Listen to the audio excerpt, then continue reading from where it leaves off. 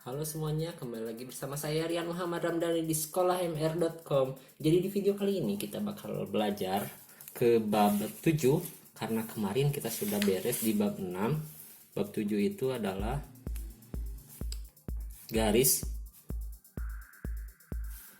dan sudut. Nah, kita akan intronya dulu dari dua komponen ini.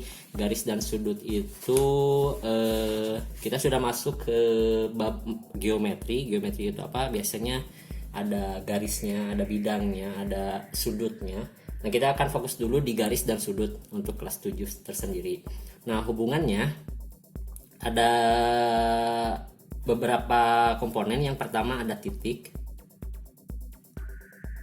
kemudian ada garis, dan ada bidang.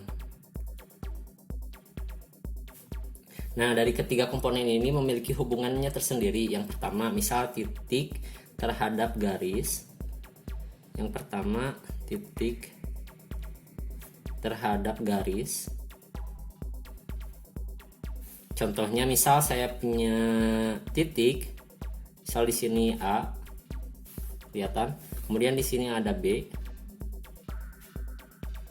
Nah, dari titik-titik ini dihubungkan dengan garis. Jadi titik dengan garis. Ada garis di sini yang melewati A dan B. Oh, enggak lurus ya. Maaf. Bentar, saya pause dulu. Saya ambil dulu penggaris. Oke, kita lanjutkan lagi. Yang kedua, kita memiliki titik dengan maksud saya titik dengan bidang.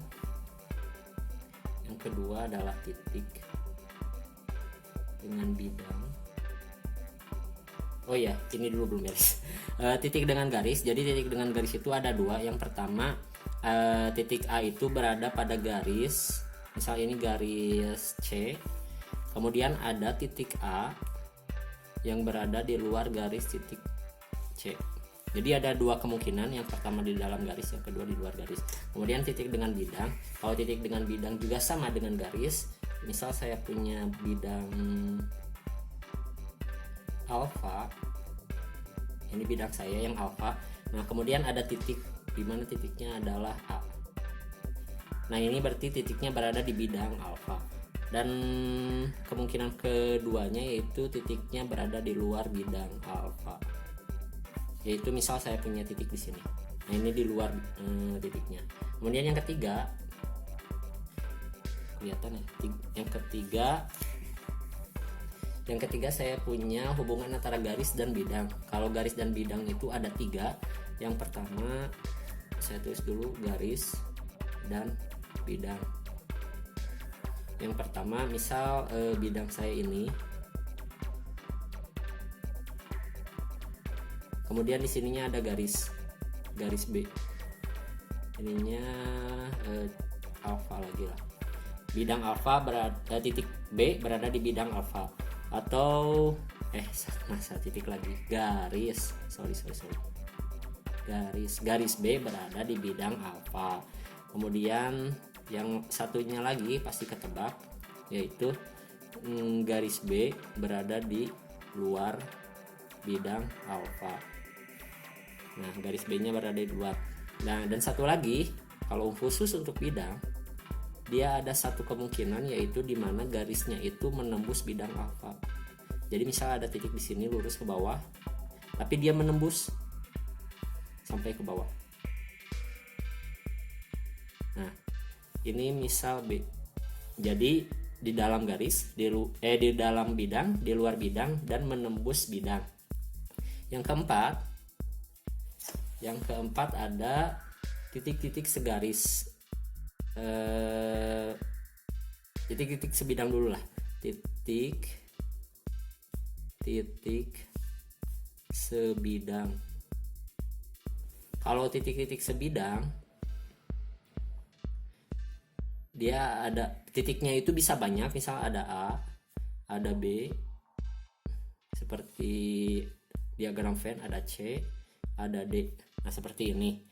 Itu berada titik-titik di dalam bidang. Nah, dan satu lagi, titik-titik segaris. Titik-titik segaris.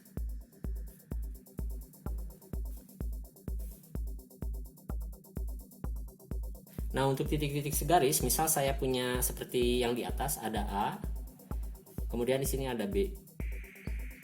Nah, digabung dari A ke B, ini dinamakan ruas garis AB. AB. Ruas garis. Ruas garis AB.